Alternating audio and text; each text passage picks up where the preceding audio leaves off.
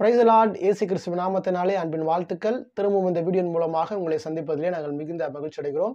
நம்முடைய முந்தைய வீடியோவில் குர்ஆனுடைய 37வது அத்தியாயம் அதனுடைய 107வது வசனத்தை வைத்து சில கேள்விகளை கேட்டிருந்தோம். இப்ராஹிமினுடைய மகனுக்கு பதிலாக எவ்வாறு ஒரு மிருகம் பலி செலுத்தப்பட வேண்டும் என்று சொல்லியும், ரத்தம் சிந்தப்படாமல் இப்ராஹிமினுடைய மகனை மீட்கப்பட முடியாதா என்றெல்லாம் நம்ம சில கேள்விகளை எழுப்பியிருந்தோம். அந்த வீடியோனுடைய லிங்கானது கீழே டிஸ்கிரிப்ஷன் பாக்ஸில் நம்ம கொடுத்துருக்குறோம். நீங்கள் அங்கே போய் அந்த லிங்கை தொடுத்து கொண்டு அந்த வீடியோவை நீங்கள் பார்த்து கொள்ளலாம். இன்றைக்கும் இந்த வீடியோவிலே அடுத்த கட்ட நகர்வாக இஸ்லாமியர்கள் முன்வைக்கக்கூடியதான ஒரு வாதம் என்பதை நம்ம குறித்து பார்க்க இருக்கிறோம். மிக முக்கியமான ஒரு வசனத்தை வைத்து நம்ம ஆய்வு செய்ய இருக்கிறோம். நம்ம முந்தைய வீடியோவிலே நம்ம சொல்லியிருந்தோம், இஸ்லாமியர்கள் சொல்லுவாங்க இது போல ஒருவருடைய சுமையை இன்னொருவர் சுமக்க முடியாது என்று சொல்லி அந்த வசனத்தெல்லாம் வைத்து எழுப்ப பார்ப்பார்கள் என்று சொல்லி நான் சொல்லியிருந்தேன். அந்த வசனத்தை வைத்து இன்னைக்கு நம்ம ஆய்வு செய்ய போகிறோம். உண்மையாகவே குர்ஆன் ஒருவருடைய பாவத்தை ஒருவர் சுமக்க கூடாது என்று சொல்லி அல்லாஹ் சொல்லியிருக்கிறாரா என்று சொல்லியெல்லாம் நாம் பார்க்க இருக்கிறோம். வாங்க வீடியோக்குள்ளாக நம்ம போகலாம்.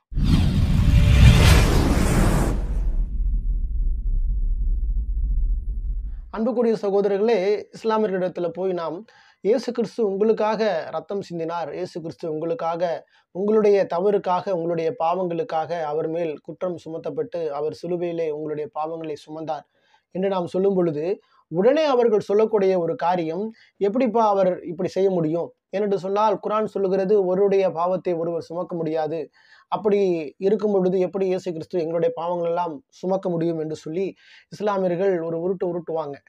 அருமையானவர்கள், அந்த வசனங்கள் எல்லாம் எங்க இருக்கிறது என்று சொன்னால், குர்ஆனுடைய 6வது அதிகாரம் 164வது வசனம் மற்றும் 17வது அதிகாரம் 13லிருந்து 15வது வசனம், அப்புறம் குர்ஆனுடைய 35வது அதிகாரம் 18வது வசனம், இவையெல்லாம் சொல்லுகிறது ஒருவருடைய பாவத்தை ஒருவர் சுமக்க முடியாது என்று சொல்லி. உதாரணத்துக்கு நான் வாசிக்கிறேன். குர்ஆனுடைய 35ஆம் அதிகாரம் 18ஆம் வசனம் சொல்லுகிறது, சுமையை சுமக்கும் ஒருவன் வேறொருவனுடைய சுமையை சுமக்க மாட்டான், அன்றியும் வலுவான சுமையை சுமப்பவன் அதில் சிறிதேனும் சுமந்து கொள்ளும்படி வேறொருவனை அழைத்தாலும் அவன் சொந்தக்காரனாக இருந்த போதிலும் அதில் சிறிதளவு கூட சுமந்து கொள்ள முடியாது அல்லது கூடாது அப்படின்னு சொல்லி குர்ஆனுடைய 35:18 சொல்லுகிறது. இன்னொரு வாசனம் சொல்லுகிறது, 6வது அதிகாரம் 164வது வசனத்துல, ஒரு ஆத்மாவின் பாவ சுமையை மற்றொரு ஆத்மா சுமக்காது என்றெல்லாம் குர்ஆன் வசனம் சொல்லுகிறது. இது மட்டுமல்லாமல் குர்ஆனுடைய 53வது அதிகாரம் 38வது வசனம், அப்புறம் குர்ஆனுடைய 39வது அதிகாரம் 7வது வசனம், இவைகள் எல்லாம் என்ன சொல்லுகிறது என்று சொன்னால், ஒருவருடைய பாவத்தை ஒருவர் சுமக்க முடியாது. எங்களுடைய அல்லாஹ் இவ்வாறாக போதிக்கிறார், நீ தவறு செய்தா உன் பாவத்தை உன் தவற நீ தான் மறுமை நாள் வரைக்கும் சுமக்க வேண்டும், நியாய தீர்ப்பு நாள் வரைக்கும் சுமக்க வேண்டும். இது அல்லாஹ் எவ்வளவு அழகான அருமையான கட்டளை கொடுத்திருக்கிறாரு, அவன் பாவத்தை அவன் அனுபவிக்க வேண்டும் என்று சொல்லலாம். இஸ்லாமிய சகோதரர்கள் பாவம் இந்த வசனத்தை வைத்து நம்மோடு வாதாடுவது உண்டு.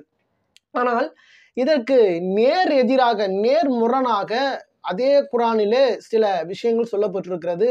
நான் வாசிக்கிறேன். குர்ஆனுடைய 16வது அதிகாரம் 24வது வசனத்திலிருந்து 25வது வசனம், உங்களுடைய இறைவன் எதை இறக்கி வைத்தான் என்று குர்ஆனை குறிப்பிட்டு அவர்களிடம் கேட்கப்பட்டால் முன்னோர்களின் கட்டுக்கதைகள் என்று அவர்கள் பதில் கூறுகிறார்கள். 25வது வசனம், கியாம நாளில் அவர்கள் தங்கள் பாவ சுமைகளை முழுமையாக சுமக்கட்டும், மேலும் அறிவில்லாமல் இவர்கள் எவர்களை வழிகெடுத்தார்களோ அவர்களுடைய பாவ சுமைகளையும் சுமக்கட்டும் அப்படின்னு சொல்லி இங்க முகமது ஜான் அவர்களுடைய மொழியாக்கத்தில் தமிழாக்கத்திலிருந்து நான் உங்களுக்கு எடுத்து காண்பித்திருக்கிறேன்.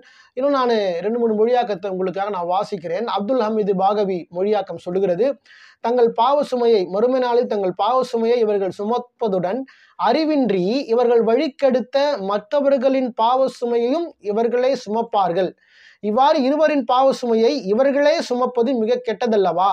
அப்புறம் IFT குர்ஆன் இவ்வாறாக சொல்லுகிறது 16:25, இவ்வாறு அவர்கள் கூறுவதன் விளைவாக மறுமை நாளில் தங்களுடைய பாவங்களை முழுமையாக சுமப்பதுடன் அறியாமையினால் யார் யாரை இவர்கள் வழிகெடுத்து கொண்டிருக்கிறார்களோ அவர்களுடைய பாவங்களையும் சுமப்பார்கள் என்று சொல்லி IFTயும் பிஜே தமிழாக்கத்துல முழுமையாக தமது சுமைகளையும் அறிவின்றி யாரை இவர்கள் வழிகெடுத்தார்களோ அவர்களுடைய சுமைகளையும் சுமப்பதற்காக இவ்வாறு கூறுகின்றனர் என்று சொல்லி இங்க பிஜே தமிழாக்கமானது நமக்கு தெளிவாக சொல்லுகிறது.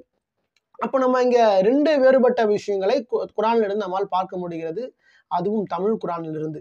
என்ன, ஒரு புறம் ஒருவருடைய பாவத்தை இன்னொருவர் சுமக்க முடியாது என்று சொல்லி ஒரு புறம் இருக்க, இன்னொரு புறம் அப்படியே ஒருவருடைய பாவத்தை இன்னொருவர் சுமக்கலாம். ஒருவர் யார் வந்து வழிகேட்டுக்காக வந்து ஒருத்தரை வந்து வழிகேட்டில் நடத்தினாங்களோ இவர்களுடைய பாவத்தை சுமப்பது மட்டுமல்லாமல் வழிகேட்டில் நடந்தார்கள் இல்லையா, அவர்களுடைய பாவத்தையும் சேர்த்து இவர்கள் சுமப்பார்கள் என்று சொல்லி இன்னொரு குர்ஆன் வசனமானது தனக்குத்தானே முரண்பட்டு கொள்வதை இங்கு பார்க்க முடிகிறது. அருமையானவர்களே, ஒருவேளை இந்த வசனத்தை சில பேர் வந்து அநேக உருட்டுகள் உருட்டி அப்படியே வழிமாற்ற பார்ப்பார்கள். இந்த வசனத்தை நான் திரும்பவும் வாசிக்கிறேன். குர்ஆனுடைய 16:25 டாக்டர் ஜான் தமிழாக்கத்திலிருந்து. உங்களுடைய இறைவன் எதை இறக்கி வைத்தான் என்று குர்ஆனை குறிப்பிட்டு அவர்களிடம் கேட்கப்பட்டால் முன்னோர்களின் கட்டுக்கதைகள் என்று அவர்கள் பதில் கூறுகிறார்கள். கியாம நாளில் அவர்கள் தங்கள் பாவ சுமைகளை முழுமையாக சுமக்கட்டும். மேலும் அறிவில்லாமல் இவர்கள் எவர்களை வழிகெடுத்தார்களோ அவர்களுடைய பாவ சுமைகளையும் சுமக்கட்டும். இவர்கள் சுமக்கும் சுமை மிகவும் கெட்டதல்லவா? அதாவது இந்த வசனத்தை நம்ம புரிந்து கொள்வதற்கு நான் ஒரு உதாரணத்தை நான் சொல்றேன். இப்போ தினேஷ் நான் இருக்கிறேன். இப்போ நான் என்ன பண்ணுறேன்னா, நான் இஸ்லாத்தை நான் ஏற்காத ஒரு மனிதன். நான் ஒரு இஸ்லாத்தை ஏற்காத ஒரு மனிதன் போய் இஸ்லாத்தை பற்றி நான் என்ன சொல்கிறேன்னா, இப்போ இஸ்லாத்தில் இருக்கக்கூடிய குர்ஆன் வந்து கட்டுக்கதை, இஸ்லாத்தில் வந்து இப்படி இருக்குது, இஸ்லாத்தில் வந்து விதியில் எப்படி இருக்குது, இஸ்லாத்தில் வந்து முகமது அவர்கள் இவ்வளவு பெண்களை திருமணம் செய்தார்கள், அங்கே அடிமை பெண்களிடம் வந்து உறவு வைத்துக்கலாம் என்று சொல்கிற பல காரியங்கள்லாம் இருக்குது அப்படின்னு சொல்லி ஒருத்தர்கிட்ட நான் வந்து சொல்லி அவரை இஸ்லாத்தை ஏற்க விடாமல் நான் பண்ணி விடுகிறேன். அவர் என்ன செய்து விடுகிறார்? இஸ்லாத்தை ஏற்காமல் அவர் அப்படியே இருந்து விடுகிறார். அவர் கிறிஸ்தவராகவோ அல்லது ஒரு இந்து நபராகவோ இல்லை நாத்திகராகவோ இருந்து விடுகிறார். ஆனால் அவர் இஸ்லாத்தை ஏற்கவில்லை. இப்படியாக நாங்கள் இருவரும் ஒரு நாள் வருகிறது, நாங்கள் மரித்து போய் விடுகிறோம். நியாய தீர்ப்பு நாளில் நான் போகும் பொழுது நான் என்ன செய்வேன்னா, என்னுடைய பாவ சுமையை சுமப்பது மட்டுமல்லாமல் நான் ஒருத்தங்கிட்ட சொன்னேன் பாருங்க இஸ்லாத்தை பற்றி, இஸ்லாத்தில் வந்து பிரச்சனை இருக்குது, இஸ்லாத்தில் கட்டுக்கதை அப்படின்னு சொல்லி அவனை இஸ்லாத்தை ஏற்க விடாமல் நான் செய்தேன் பார்த்தீங்களா, அவனை நான் வழிகேட செய்தேன் பார்த்தீங்களா, அவனுடைய பாவ சுமையையும் நான் தான் சுமக்க வேண்டும் என்று சொல்லி இந்த குர்ஆனுடைய 16வது அத்தியாயம் 25வது வசனம் இங்கு சொல்லுகிறது. அப்போ இந்த வசனத்தை எல்லாம் நம்ம வைத்து பார்க்கும் பொழுது மற்ற வசனங்களை இது தகர்த்து விடுகிறதாக இருக்கிறது. என்ன? ஒருவருடைய பாவ சுமையை மற்றொருவர் சுமக்க முடியாது என்கிறதான அந்த வசனத்தை எல்லாம் இந்த குர்ஆனுடைய 16வது அதிகாரம் 25வது வசனம் தகர்த்து சுக்குநூறாக ஆக்கி விடுகிறது என்பது இதுல இருந்து நாம் தெரிகிறது. இது மட்டுமல்லாம குர்ஆன் தனக்குத்தானே முரண்பட்டு கொள்கிறது. இந்த இடத்துல மட்டும் கிடையாது, குர்ஆன் எதிரும் புதிருமாக ஒரு இடத்துல சொல்லிவிட்டு அப்படியே கீழே இன்னொரு வசனத்துல எதிரும் புதிருமா மாட்டிக்கொள்வதை நம்மால் பார்க்க முடிகிறது. அடுத்த இந்த இன்னொரு வசனத்தை நம்ம வந்து பார்க்க இருக்கிறோம்.